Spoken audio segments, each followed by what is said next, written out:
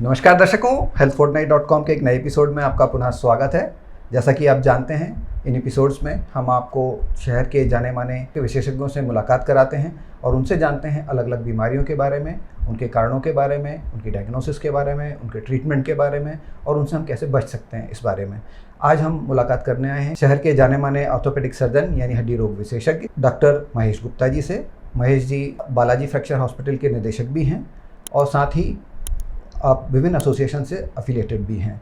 तो सर, आपका बहुत बहुत स्वागत है। और आज हम आपसे चर्चा करेंगे जो खेल कूद से जुड़ी हुई इंजरीज़ होती हैं, स्पोर्ट्स इंजरीज़ जिसको हम कहते हैं। तो क्योंकि आपका स्पेशलाइजेशन इस क्षेत्र में है, तो हम जानना चाहेंगे कि आपका जो स्पेशलाइजेशन है, आपने इस फील्ड में क्यों चूज़ किया कि हम स्पोर्ट्स इंजरीज़ को ही लेके आगे बढ़ें। एक्चुअली जब मैंने अपना पोस्ट ग्रेजुएशन किया आज से लगभग 20 साल पहले, तब स्पोर्ट्स इंजरी का ट्रीटमेंट बहुत डिफ़िकल्ट था और बहुत आर्थ्रोस्कोपी या ऐसी सुविधाएं बहुत कम थी उस समय। तो थोड़ा इन पेशेंट्स के लिए शुरू से ये था कि कुछ करना है और उसी को सोचते हुए मैं थोड़ा उस फील्ड में आगे बढ़ा। जी, तो सर ये आम व्यक्ति के दिमाग में प्रश्न आता है कि जो स्पोर्ट्स इंजरी शब्द निकल के आया है और एक जो आम इंजरीज़ होती हैं, अगर इनको हम देखें तो इन दोनों में किस तरह का अंतर आप पाते हैं? आम इंजरी से हम ऐसे डिफ्रेंशिएट कर सकते हैं कि स्पोर्ट्स इंजरीज थोड़ी सी हाई ग्रेड इंजरी होती हैं। लाइक जब आप फुटबॉल खेल रहे हैं या हॉकी खेल रहे हैं, स्पीड में भाग रहे हों और ट्विस्टिंग इंजरी हो या हम गिर रहे हैं उस समय, तो वो ट्रॉमा थोड़ा सा हाई एनर्जी होता है बनस्पत जो नॉर्मली पेशेंट घर में गिरे या चलते हुए स्लिप हुए उसके मुकाबले। तो थोड़ी सी हाई ग्रेड इंजरीज होती हैं। जी, तो आप काफ़ी समय से स्पोर्ट्स इंजरी के पेशेंट्स को देखते आ रहे हैं, तो मेनली अगर हम देखें तो किस तरह की इंजरीज़ लेकर के या किस पर्टिकुलर स्पोर्ट्स के जो लोग हैं आपके पास ज़्यादा आते हैं? मैं सारी तरह के स्पोर्ट्स इंजरीज देखता हूँ। तो अब लाइक जैसे फुटबॉल या हॉकी खेलने वाले आते हैं, यूजुअली उनको जब ट्विस्ट करते हैं नी, तो नी में लिगामेंटस इंजरी होती है। जी। क्रिकेट, वॉलीबॉल ये खेलने वाले जो आते हैं उनको हैंड्स जॉइंट में बॉल पकड़ने में या तो वहाँ वाली इंजरी। तो डिपेंड करता है, बैडमिंटन या टेनिस एल्बो टाइप की जो कंप्लेंट्स हैं वो टेनिस प्लेयर या बैडमिंटन प्लेयर, तो सभी स्पोर्ट्स की एक अलग स्पेसिफिक टाइप की इंजरीज़ हैं जो यूजुअली उसी खेल में होती हैं। जी, तो सर इसमें जो कुछ इंजरीज़ होती हैं कि जो इमीडिएट नेचर की होती हैं कि चोट लग गई और आपके पास आए, कुछ ओवर द ईयर जब पर्टिकुलर स्पोर्ट्स को आप प्रैक्टिस कर रहे होते हैं, तो वो जैसे आपने लिगामेंट के बारे में बताया, तो उन इंजरीज़ के बारे में भी थोड़ा सा चर्चा करें। क्या ये लिगामेंट्स इंजरीज कई बार इनिशियली डिटेक्ट नहीं हो पाती। थोड़ा स्वेलिंग आया, पेशेंट वापस अपने वर्क पे दूसरे तीसरे दिन खेलने लगा, पर वो लेवल ऑफ परफेक्शन या जॉइंट की वो मोबिलिटी आ नहीं पाती है, तो कई बार वो लेट डायग्नोस हो पाती है। जी, तो उनकी जो आपने डायग्नोसिस की बात की है, तो इस तरह की इंजरीज़ को कैसे हम अर्ली स्टेज में डायग्नोस कर सकते हैं? इनिशियल कंप्लेंट तो पेशेंट्स की वही होती हैं कि इंजर्ड पार्ट पे पेन है, स्वेलिंग बहुत आ गई है, मूवमेंट प्रॉब्लम हो रहा है।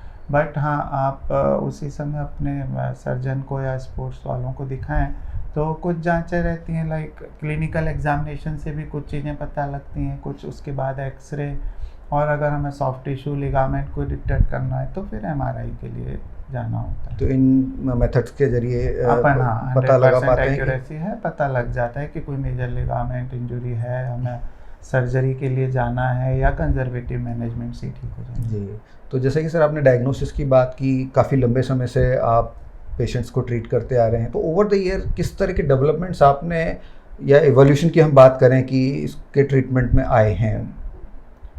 इवोल्यूशन मेनली डायग्नोसिस और ट्रीटमेंट में ही आया है। जैसे अब नई जो सीटी स्कैन या एमआरआई अब इतना इजीली अवेलेबल हो गया है।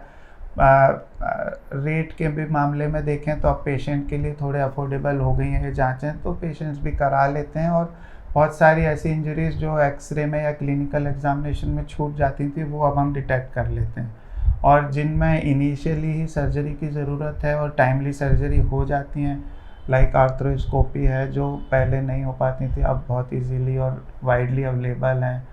तो इन नई तकनीकों से छोटे छोटे इंसिजन से पेशेंट बहुत जल्दी रिकवर होता है और अपने गेम्स में या स्पोर्ट्स में वापस पहले जैसे खेल पाता है। जी जी। तो इसमें डॉक्टर साहब एक चीज़ जानना चाहूँगा मैं कि जो आप बता रहे हैं कि जल्दी से वापस हो जाता है, तो रिहेबिलिटेशन को लेकर के कितना टाइम किस तरह की इंजरी में लग सकता है? ये डिपेंड करता है किस ग्रेड का इंजरी है। जी। यूजुअली ग्रेड 1-2 की इंजरीज जल्दी रिहेबिलिट हो जाती हैं। ग्रेड 3-4 है, ऑपरेट हुआ है, तो फिर जो भी उस सर्जरी का प्रोटोकॉल है 2 से 3 हफ्ते फिजियोथेरेपी में लग सकते हैं।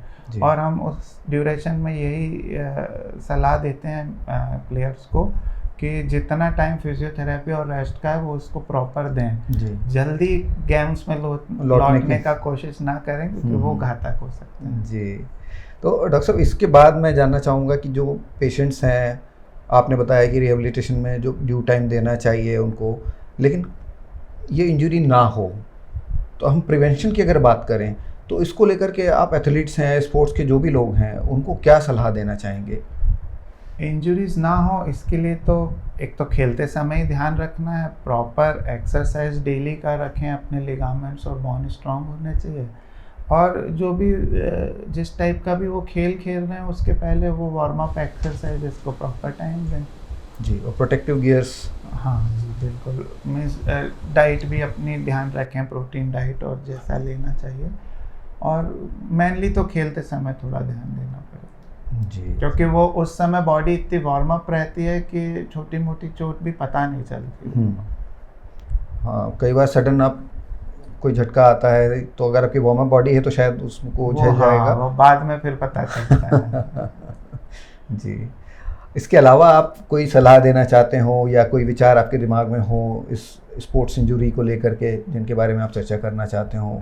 नहीं, स्पोर्ट्स बहुत अच्छी चीज़ें हैं, बस स्पोर्ट्स के साथ प्रॉपर डाइट, एक्सरसाइज वो बहुत ध्यान देना चाहिए, और अगर ऐसा कोई भी इंजरी हुई है तो तुरंत अपने स्पोर्ट्स डॉक्टर से ज़रूर सलाह लें, और अगर कोई ज़रूरी जांच उस समय वो बता रहे हैं तो कराएं, उसको निगलेक्ट ना करें। कई बार छोटी चोट भी बहुत लंबा खिंचती है स्पोर्ट्स में, लाइक शोल्डर पेन है, लोग पुशअप करते समय हो वो 2-2 महीने तक नहीं ठीक होते हैं, और लोग सोचते हैं कि अब हो जाएगा, पर उन केसेस में जल्दी जांच करवा, मतलब अर्ली इंटरवेंशन हो जाए। इंटरवेंशन जरूरी है जी। कि जितना आप टाइम ज़्यादा करते हैं उतना मसल वेस्टिंग होता है, और फिर उसको उतना ही रिकवर करने में हमें ज़्यादा फिजियोथेरेपी में टाइम लगता है। रेदर देन आप उसको पहले आ जाएं, तो जो चीज़ 2 महीने लिंगर ऑन कर रहे हैं आप, तो अर्ली अगर आ जाते हैं तो उससे रिकवरी जल्दी हो सकती है। ठीक है डॉक्टर साहब, थैंक यू सो मच आज की जानकारी के लिए। दर्शकों, स्पोर्ट्स से जुड़ी हुई इंजरीज़ को लेकर के अगर आपके कोई प्रश्न हो तो आप हमारे इनबॉक्स में या कमेंट बॉक्स में लिख के भेज सकते हैं। हम डॉक्टर साहब से जब अगली बार मिलेंगे तो कोशिश करेंगे कि आपकी और कोई जिज्ञासा जो बची हुई है उसका समाधान पाने की कोशिश करें। बहुत बहुत धन्यवाद। Thank you sir.